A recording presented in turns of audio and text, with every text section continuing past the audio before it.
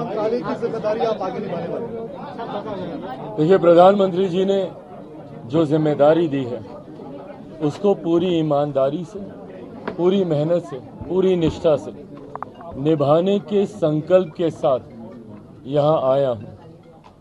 Food processing की एक बड़ी जिम्मेदारी है और मैं मानता हूँ कि आने वाला समय फूड प्रोसेसिंग का ही है। ये एक ऐसा विभाग है, ये एक ऐसा क्षेत्र है जिसको अभी पूरी तरीके से बनिस्बत बाकी देशों के एक्सप्लोर नहीं किया गया है। स्कोप हद से ज़्यादा है। अगर आप दुनिया भर में फूड प्रोसेसिंग का अगर आप इन्वॉल्वमेंट देखेंगे, उसके बनिस्बत भारत में लगभग 2 से 3% भी इसका इन्वॉल्वमेंट नहीं है।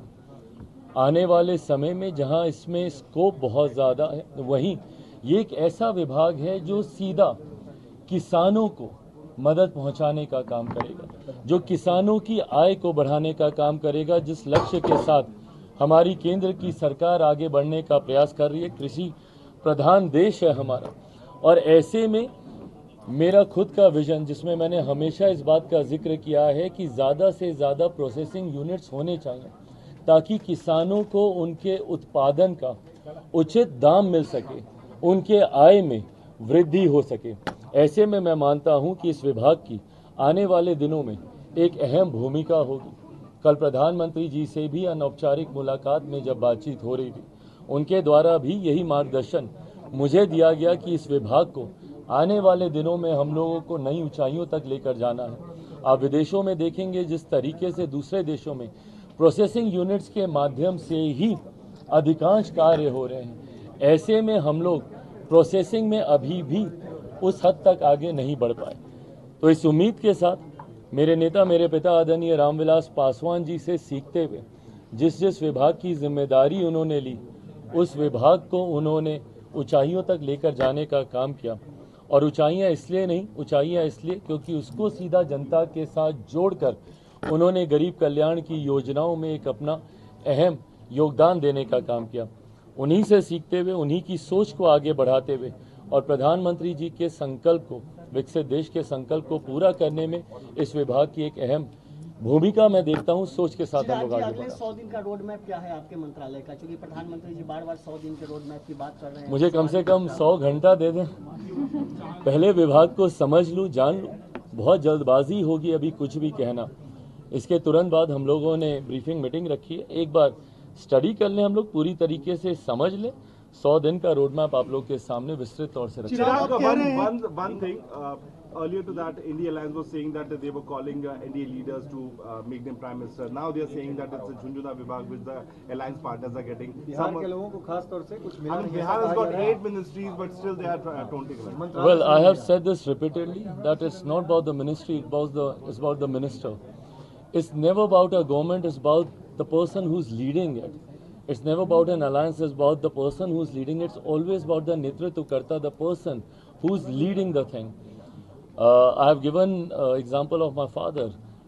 जो जिम्मेदारी जिस जिस विभाग की उनको दी गई, जिस तरीके से उन्होंने उस विभाग में कार्य करके उस विभाग की पहचान बनाने का काम किया, मुझे लगता है हम जितने भी सहयोगी हैं, जो जिम्मेदारी हम लोगों को दी गई है, महत्वपूर्ण विभागों की जिम्मेदारी है।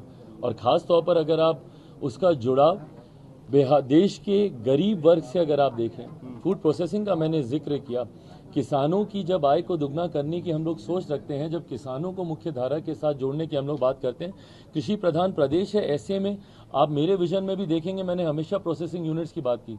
मैंने हाजीपुर से मैं प्रतिनिधित्व करता हूं, मैंने हमेशा कहा हाजीपुर का केला है वो डाउन साउथ जाकर केले के चिप्स बनते हैं, बट वहाँ पे ऐसे यूनिट्स नहीं हैं।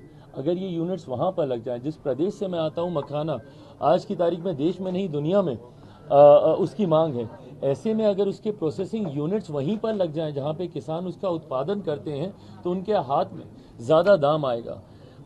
जितने भी सहयोगी हैं, जिस जिस मंत्रालय की जिम्मेदारी दी गई है, पूर्व मुख्यमंत्री आदरणीय जीतन राम मांझी जी को जिस तरीके से एमएसएमई की जिम्मेदारी दी गई है, ये कहीं ना कहीं देश की रीढ़ है। ये एक ऐसा सेक्टर है जिसको मजबूती है। कोरोना काल में भी अगर आप देखेंगे सबसे ज़्यादा बल अगर प्रधानमंत्री जी ने किसी को दिया था तो वो एमएसएमई सेक्टर को दिया गया था। पंचायती राज है, तो मुझे लगता है जितने भी सहयोगियों को जो जिम्मेदारी दी गई है वो समाज के उस वर्ग को दी गई है जिसकी हैंड होल्डिंग करने की जरूरत है। Why these kind of statements? That's what my question is. Why? Because they want to downsize, they want to show that the importance not being given, the Prime Minister is not taking care of their allies. This is what they wish. अपनी ख्वाहिशों को पूरा करने के लिए इस तरीके के बयानबाजी विपक्ष करता आया है। मुझे लगता है आने वाले दिनों में जब इन मंत्रालयों के कार्य वो देखेंगे, अपने आप उनको समझ में आएगी कि कितनी महत्वपूर्ण जिम्मेदारी है। एक और सवाल कि आप आज पहली बार मंत्रालय का चार्ज ले रहे हैं और जय श्री राम का पट्टा लगा हुआ है आपके ऊपर, इसके जरिए भी कोई मैसेज है क्या? कोई मैसेज नहीं है, ये मेरी व्यक्तिगत आस्था से जुड़ा हुआ विषय है। ये बात किसी से छुपी नहीं है कि मैं मानता हूँ इन सारी चीज़ों में, और मैंने हमेशा इस बात को बोला है कि ये व्यक्तिगत आस्था है, इसका मेरे कार्य से या इसका मुझे दी गई जिम्मेदारियों से कोई लेना देना नहीं है। चिराग जी, झुंझुनू वाले बयान पे एक बता दीजिए, झुंझुनू कहा है मंत्रालय को? बोलिए चिराग जी, सबको झुंझुनू वाले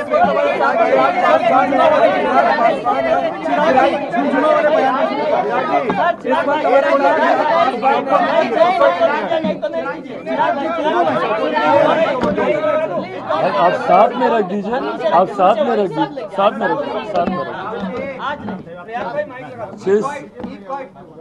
जैसा मैंने कहा कि जो लोग ये कहते हैं शायद वो लोग नेतृत्व क्षमता नहीं रखते। मैंने हमेशा इस बात को कहा है कि कोई मंत्रालय की वजह से नहीं, उसको संभाल कौन रहा है, वो मंत्री कौन है, कैसा है, उनका सोच, उनकी विजन। कोई सरकार भी चलती है, कोई देश भी चलता है, तो नेतृत्वकर्ता की एक बड़ी जिम्मेदारी होती है। जो लोग ये बातें करते हैं वो कहीं ना कहीं अपने दिल को तसल्ली देने की सोच रखते हैं। ऐसे में एनडीए गठबंधन के तमाम सहयोगियों को जो भी जिम्मेदारी दी गई है, मुझे लगता है उसको पूरी ईमानदारी से निभाकर अपने विभाग की उपलब्धियां जब जनता के सामने हम लोगों के द्वारा रखी जाएंगी, तो जो इस उम्मीद के साथ तंज कसने का प्रयास कर रहे हैं उनको अपने आप जवाब मिलेगा। सर, जीतन राम मांझी को लेकर भी विपक्ष कह रहा है कि राम को काल्पनिक कहते थे और अब अलायंस में लाकर उनको कैबिनेट मिनिस्ट्री दी गई है।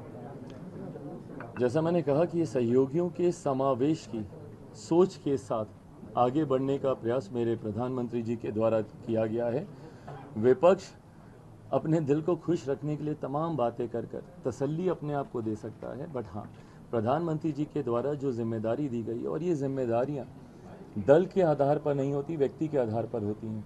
कौन सा व्यक्ति कितना अनुभवी है, किसके पास किस मंत्रालय को आगे लेकर जाने की सोच है, इस उद्देश्य के साथ ये जिम्मेदारियां दी जाती हैं। मेरे पूर्व मुख्यमंत्री के पास एक अपना अनुभव है, और जैसा मैंने कहा कि एक बड़े विभाग की जिम्मेदारी भी उनको दी गई है। विपक्ष ये आरोप प्रत्यारोप करता रहे, हम लोग सिर्फ काम पर अपना ध्यान केंद्रित करेंगे। ना सिर्फ अगले 100 दिनों की जिम्मेदारी हम लोग के ऊपर है, 5 साल की जिम्मेदारी हम लोग के ऊपर है, बल्कि 2047 तक विकसित देश बनाने को लेकर भी हम लोग उस लक्ष्य के साथ आगे बढ़ रहे हैं। बहुत बहुत धन्यवाद। Thank you, thank you, thank you, thank you, thank you, thank